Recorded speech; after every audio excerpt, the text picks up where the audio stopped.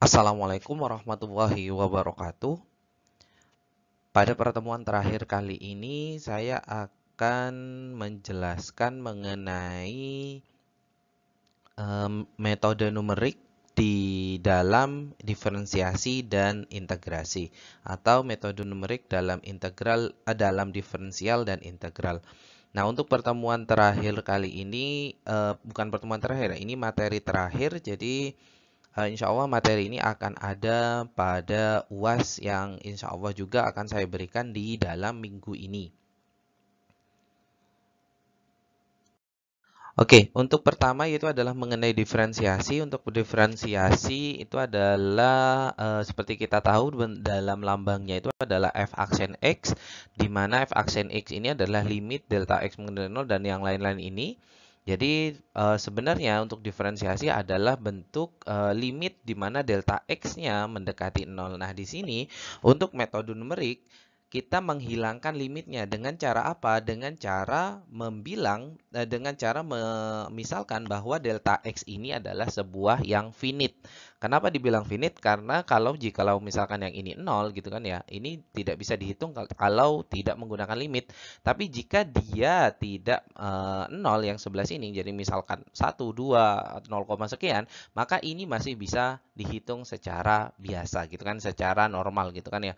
Maka untuk metode diferensial ini, untuk metode numerik dalam diferensial ini, kita menggunakan cara yang bawah atau menggunakan dasar yang bawah. Jadi di mana f aksen x adalah fx ditambah delta x dikurangi fx, kemudian hasilnya dibagi dengan delta x. Dengan catatan bahwa delta x-nya adalah finite atau tidak 0. Seperti itu. Jadi ini bisa dibilang delta x ini adalah step size. Nah, selanjutnya untuk diferensiasi ini tentunya bergantung pada jenis fungsinya. Jadi pada jenis-jenis fungsi kita udah tahu bahwa hanya ada dua fungsi, yaitu continuous dan tidak continuous. Maka dalam penghitungan diferensial ini dalam metode numerik, maka metodenya juga dibagi menjadi dua sesuai dengan jenis fungsinya. Maksud saya metode-metodenya dibagi menjadi dua jenis sesuai dengan jenis fungsinya, yaitu untuk yang diskrit, di mana untuk diskrit ada metode forward difference, direct fit polinomial. Ini direct fit polinomial sama seperti yang kita pelajari pas awal-awal, yaitu kita menggunakan pendekatan polinomial langsung, setelah itu baru kita turunkan biasa seperti itu. Dan terakhir atau yang ketiga adalah metode Lagrange. Ini juga sama seperti yang telah kita pelajari di sebelumnya, metode Lagrange seperti itu.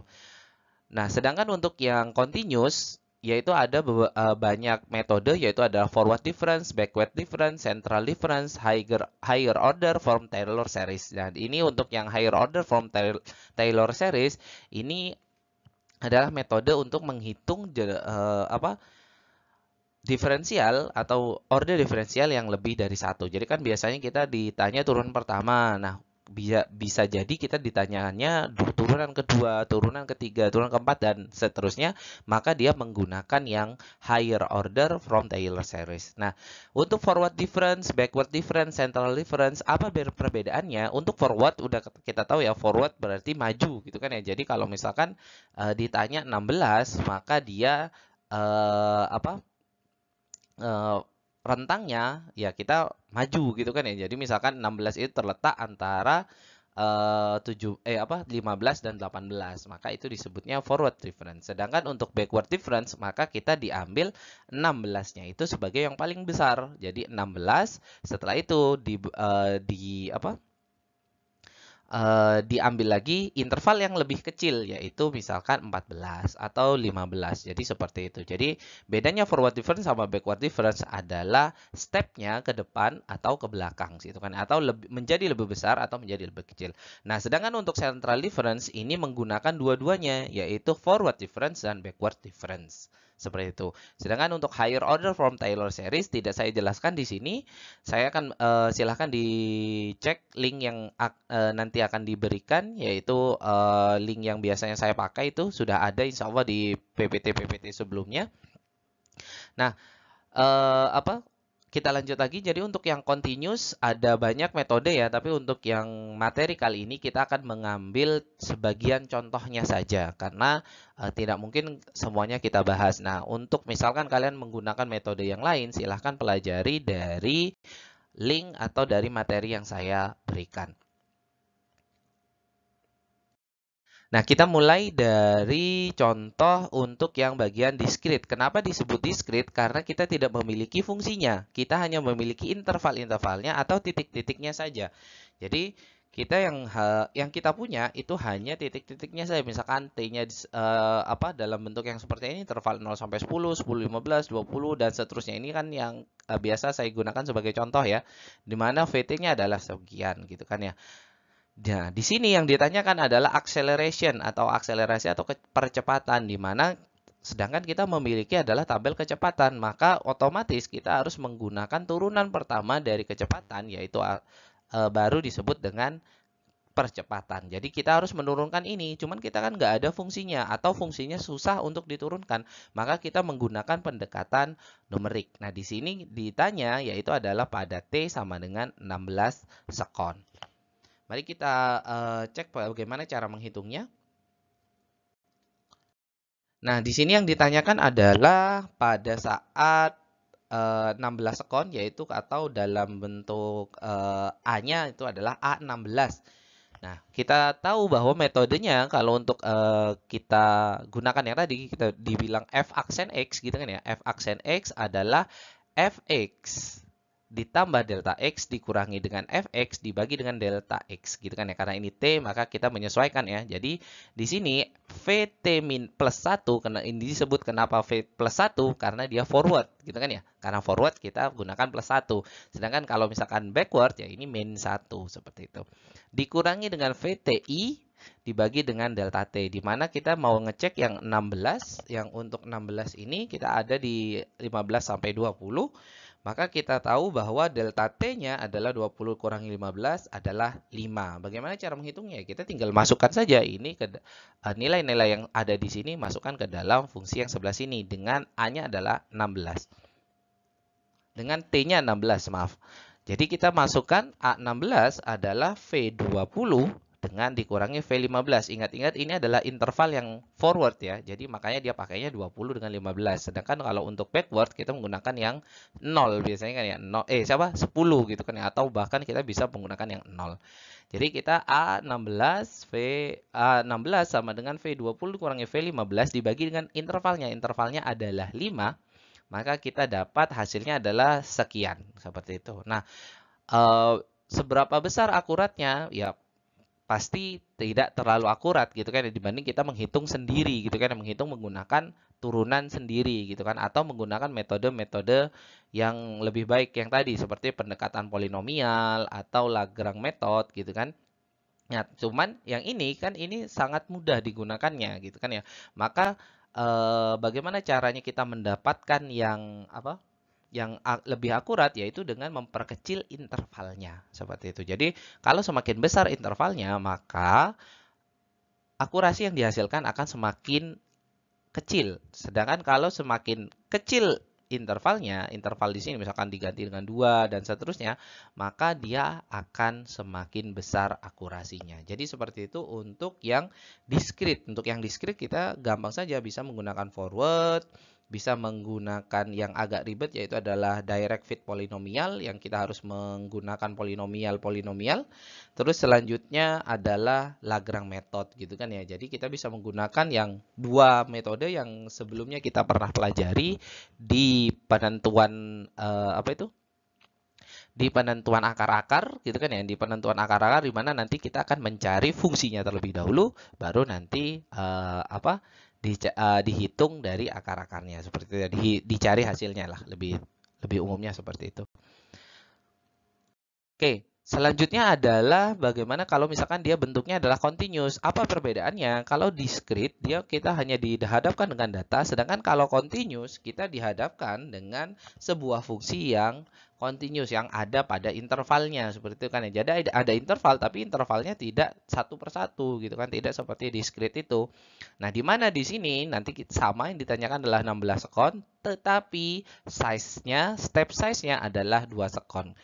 Nah, bagaimana kok kita bisa menentukan step size-nya? Ya, step size-nya kita bisa tentukan. Kenapa? Karena di sini tidak ada interval seperti pada discrete gitu kan, yang dimana datanya sudah fix.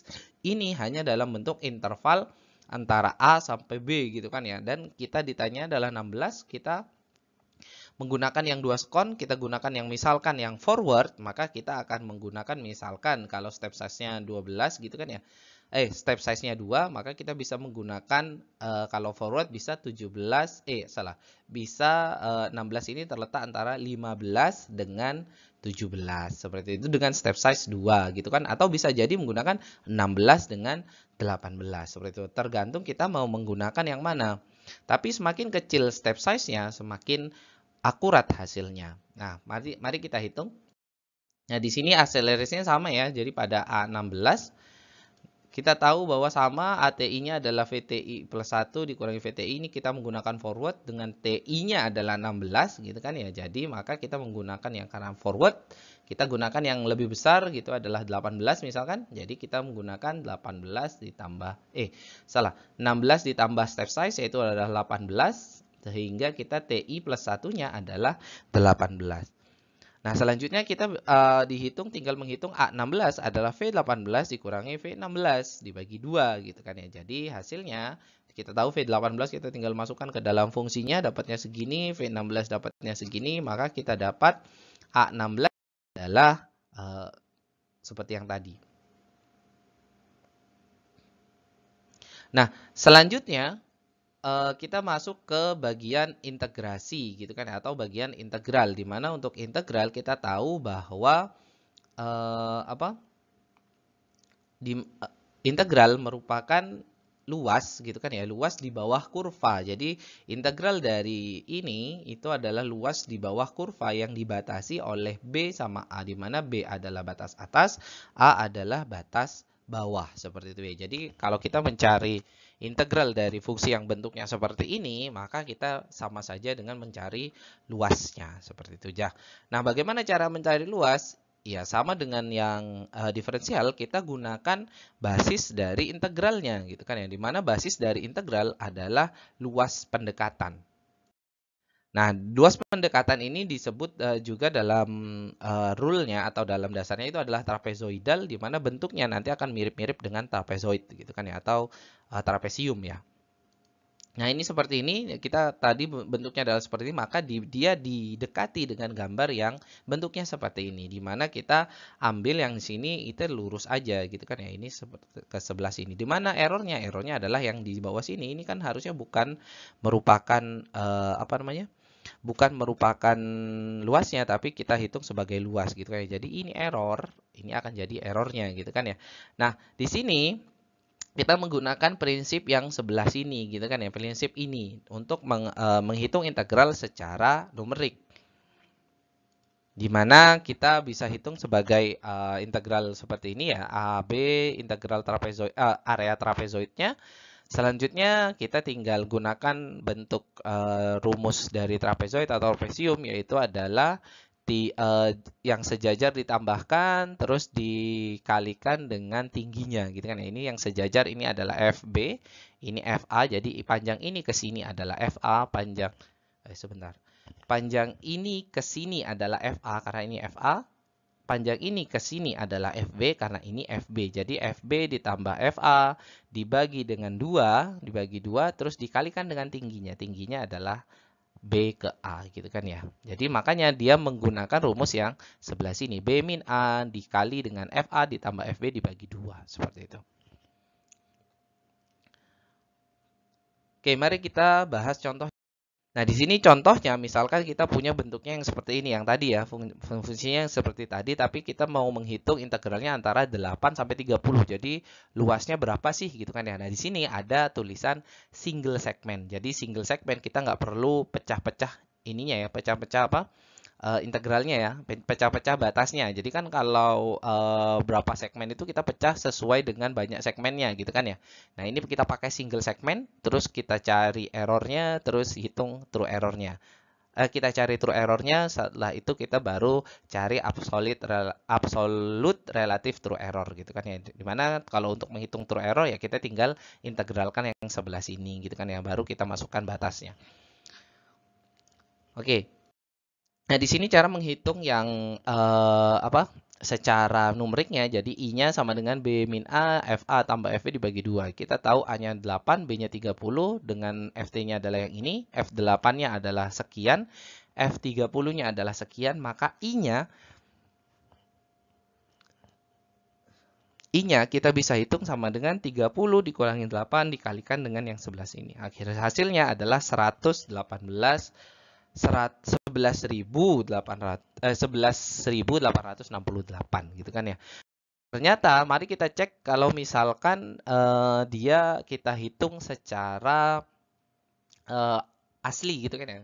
Secara integralnya ternyata dia adalah 11.061 gitu kan ya. Di mana kita tahu errornya adalah minus 807 meter gitu kan ya. Di mana dengan persentasenya adalah 7,3% seperti itu. Jadi masih lumayan kecil ya, tapi kalau 7% itu kelihatannya besar gitu kan ya untuk luas. Maka dari itu kita harus menggunakan apa?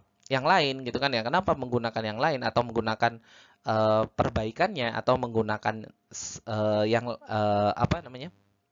Bukan cara yang lain ya, apa perlakuan yang lain. Kenapa kita menggunakan perlakuan yang lain? Karena ini masih kita menggunakan single segment gitu kan ya, tanpa membagi-bagi segmennya. Bagaimana kalau kita bagi segmennya? Nah, bagaimana kalau misalkan kita pakai double gitu kan ya, kita pakai double segment. Nah, di mana kita pakai double segment, kita bagi aja terserah yang mana gitu kan ya. 8 sampai 30 kita bagi dengan 8 dengan 19, terus 19 dengan 30. Bagaimana cara membagi segmen ya? Kalian boleh bagi-bagi sesuai dengan naluri masing-masing, boleh langsung bagi 2 gitu kan ya. Jadi kan 8 ke 30 itu sekitar 22 gitu kan ya. Maka kalau dibagi 2 adalah 11, maka ini 8 ke 19 udah 11, 19 ke 30 juga 11. Makanya ini dibagi 2 gitu kan ya kalau pakai double segment. Nah, kini kita tinggal menghitung jadi seperti ini. Jadi yang ini dihitung sendiri, ini dihitung sendiri. Di mana hitungannya yang pertama adalah 19 min 18 dikali yang sebelah sini. Sedangkan yang kedua adalah 30 min 19 dikali yang sebelah sini. Nah, kita tahu bahwa F8-nya ada ini, F30-nya ini. Dengan kita hitung F19-nya adalah yang sebelah sini. Maka kita tinggal masukkan, di mana hasilnya adalah nanti adalah 11.266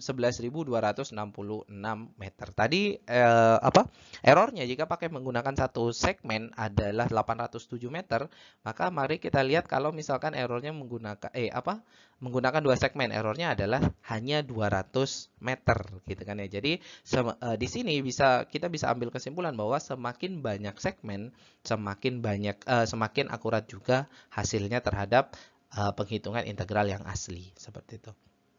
Mari kita cek bagaimana visualisasi segmennya gitu kan ya. Ini visualisasi segmennya adalah bentuknya mirip seperti ini. Ini kalau misalkan saya bagi dengan 4 ya. Kalau bagi saya dengan 4 gitu kan. Jadi yang ini saya bagi dengan 4. Ini 1, 2, 3, 4. Mari kita lihat dia semakin memenuhi gitu kan ya, semakin memenuhi segmennya gitu. Semakin memenuhi apa ini namanya? Kurvaturnya gitu kan ya. Jadi yang ini mungkin kurang gitu kan, tapi di sini ada yang lebih sedikit gitu kan. Mungkin jadinya makanya dia errornya akan lebih kecil. Semakin kecil segmennya, semakin banyak segmennya, maka salah ya. Tadi saya bilang bukan semakin kecil itu ukuran segmen ya. Berarti artinya segmennya semakin banyak. Jadi semakin banyak ukuran segmennya, maka akurasi yang akan dihasilkan semakin banyak. Ini dibuktikan dengan tabel gitu kan ya, dengan tabel yang tadi contohnya kita pakai menggunakan 1 dan 2 segmen. Jika kita cek N-nya banyak segmennya itu adalah mulai dari 1, 2 yang tadi adalah 800 dengan 200, maka kita cek Jika dia menggunakan 3 lebih kecil lagi, 4 lebih kecil, 5 lebih kecil, 6, 7, 8, 9 lebih kecil lagi, dan seterusnya gitu kan. Jadi misalkan kita hanya menggunakan yang 8 udah cukup saya rasa gitu kan, yang dimana error absolutnya, error persentasenya adalah 0,03 gitu kan ya. 0,03% atau bisa dibilang adalah 3 per 10.000 gitu kan ya. Jadi dari 10.000 kita hanya error 3 seperti itu. Jadi makanya kita akan lebih baik menggunakan yang sebelah sini seperti itu. Menggunakan yang n-nya yang lebih besar seperti itu. Jadi semakin banyak besar n-nya, semakin akurat juga hasil yang kita dapatkan. Nah, kiranya untuk materi pengenalan ini, materi pengenalan dua sekaligus ya. Jadi sebenarnya ini dihitung dalam dua pertemuan, cuman saya buat jadi satu gitu kan, satu video agar lebih mudah. Nah, di sini untuk UAS, insya Allah akan saya keluarkan dari salah satu yang sudah beberapa yang sudah kita pelajari setelah UTS gitu kan. Jadi yang UTS saya tidak materi sebelum UTS saya tidak akan keluarkan lagi, saya tidak akan tanyakan lagi gitu kan, kecuali hal-hal yang umum gitu kan ya. Hal yang umum contohnya misalkan apa sih metode numerik seperti itu ya, yang ada hubungannya dengan bahasa itunya adalah teori atau wisdom ya, wisdom dari kenapa sih kita pakai metode numerik gitu kan, kenapa harus ada metode numerik, itu mungkin pertanyaan-pertanyaan itu yang akan ada di di UAS. Dan jangan lupa untuk UAS waktunya adalah 1 minggu setelah saya berikan videonya di e-learning gitu kan. Jadi silahkan gunakan waktunya dengan baik.